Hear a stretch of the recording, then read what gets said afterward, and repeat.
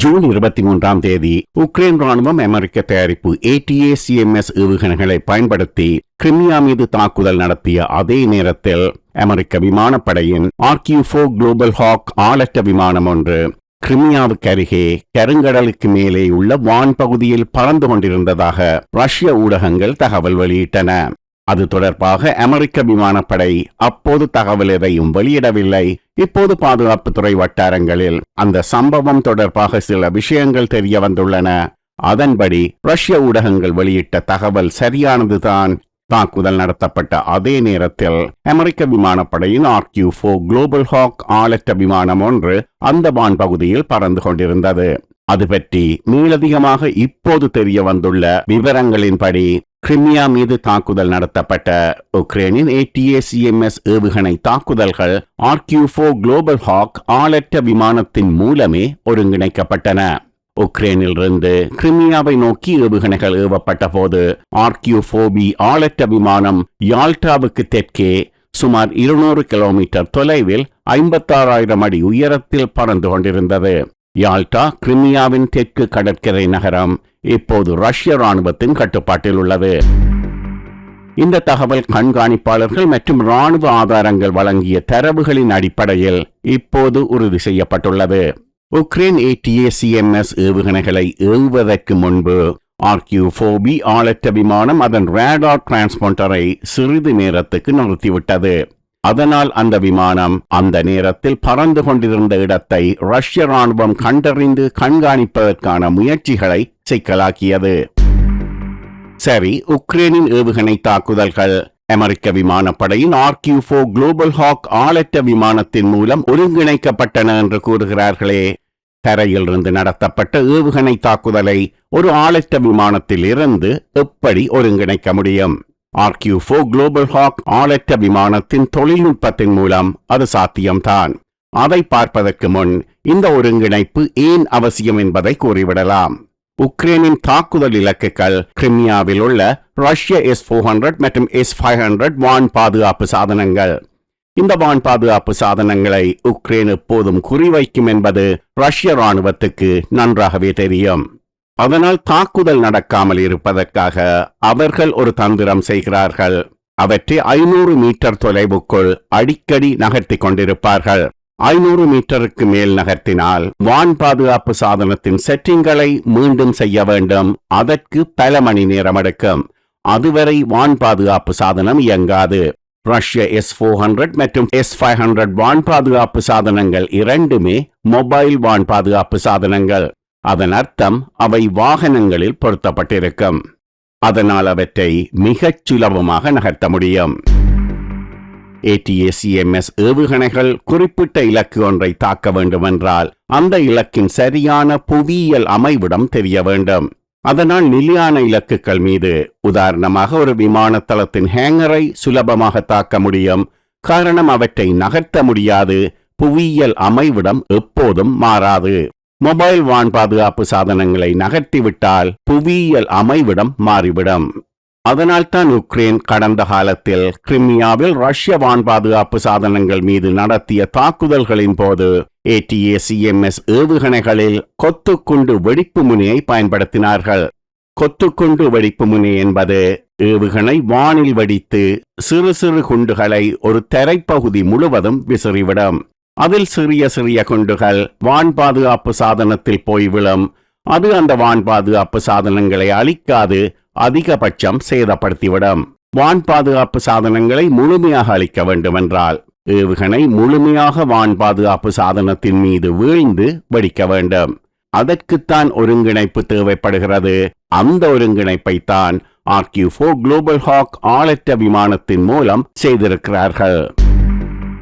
அதை RQ-4 global hack ஆளற்ற விமானத்தின் மூலம் எப்படி செய்ய முடியும்? அதை எளிமையாக கூறிவிடலாம். பெரும்பாலும் அனைவருக்கும் புரியும். RQ-4 குளோபல் ஹாக் ஆளற்ற விமானத்தில் Raytheon நிறுவனத்தின் தயாரிப்பு இன்டகிரேட்டட் சென்சர் சூட் ISS தொகுப்பு உள்ளது. அதில் பல கருவிகள் உள்ளன. அவற்றில் நமக்கு 4 சென்சர்கள் மற்றும் 3 கருவிகள் தான் இதற்கு அவசியம்.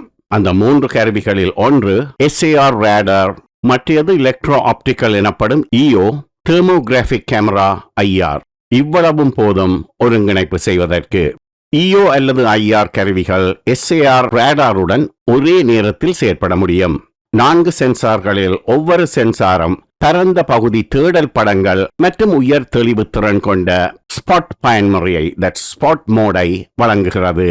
குளோபல் ஹாக்கின் கேமரா வானில் 66,000 அடி உயரத்திலிருந்து தரையில் குறைந்தபட்சம் 30 சென்டிமீட்டர் நீளமுள்ள பொருட்களை அடையாளம் காணும் திறன் கொண்டது. வான் பாதுகாப்பு சாதனம் அதைவிட மிக மிக பெரியது. சாரில் தரை நகரும் இலக்கு காட்டி கிரவுண்ட் மூவிங் டார்கெட் இண்டிகேட்டர், சுருக்கமாக GMTI பயன்பாட்டு முறை உள்ளது. இது நகரும் இலக்கின் நிலை மற்றும் வேகத்தை வழங்கும் உரை செய்தியை, அதாவது டெக்ஸ்ட் மெசேஜை வழங்க முடியும். அதன்படி ரஷ்ய வான் பாதுகாப்பு சாதனம் தரையில் எந்த புவியியல் அமைவிடத்தில் உள்ளது என்று துல்லியமான டெக்ஸ்ட் மெசேஜ் ஒன்றை தரைக்கு அனுப்பிவிடும். டெக்ஸ்ட் மெசேஜ் நேரே உக்ரைனுக்கு போய்விடும். அவர்கள் அந்த புவியியல் அமைவிடத்துக்கு ஏவுகணையை தட்டிவிடுவார்கள்.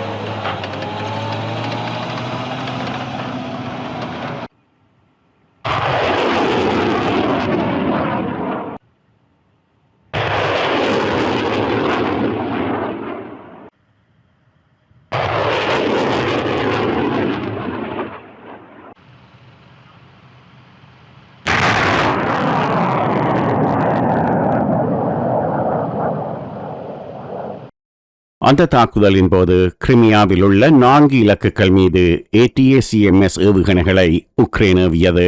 கிரிமியன் வின் டெலிகிராம் சேனலின் கூற்றுப்படி உக்ரைனிய ஏவுகணைகள் குறிவைத்த அந்த 4 இடங்களும் கிரிமியாவின் செவஸ்டோபோல் விரிகுடா, மைகோலைவ்கா, கசாக் விரிகுடா மற்றும் உச்சிவேக்காவில் உள்ள ஒரு கடற்கரைக்கு அருகிலுள்ள ரஷ்ய விமானத்தளம்.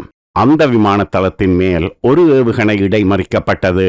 ஆனால் மீதி இடங்களில் ATACMS ஏவுகணைகள் எதுவும் இடைமறிக்கப்படவில்லை என்பது ஒரு ஆச்சரியமான நிகழ்வு. தாக்குதல் இலக்குகளே வான் பாதுகாப்பு சாதனங்கள் என்ற நிலையில் அந்த வான் பாதுகாப்பு சாதனங்களே தம்மை நோக்கி வந்த ஏவுகணைகளை ஏன் தடுக்கவில்லை என்பது புரியாத புதிர்தான். உக்ரைன் ஏவிய ஏவுகணைகள் வான் பாதுகாப்பு சாதனங்களை அழித்து விட்டதை தெரிந்து கொண்ட ரஷ்ய விமானப்படை உடனடியாக பெல்பெக் விமானத்தளத்திலிருந்து போர் விமானங்களை அனுப்பியதை காண முடிந்தது என்று ரஷ்ய ஊடகங்கள் தகவல் வெளியிட்டன. RQ-4B குளோபல் ஹாக் ஆளற்ற விமானம் கிட்டத்தட்ட அதே செயற்பாடுகளை உடைய வேறு விமானங்களை விட இப்படியான ஆபரேஷன்களுக்கு விரும்பப்படும் விமானமாக உள்ளது. காரணம், மற்ற விமானங்களை விட மிக உயரமாக 60,000 அடி உயரத்துக்கு மேல் பறக்கிறது. இதனால் இடைமறிப்புகளை செய்ய அனுப்பப்படும் போர் விமானங்களுக்கு இது ஒரு மிகப்பெரிய சவாலாக இருக்கிறது.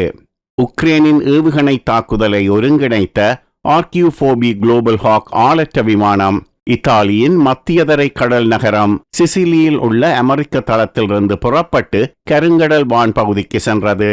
Forte 11 என்ற கால் சைனுடன் அந்த விமானம் பறந்தது.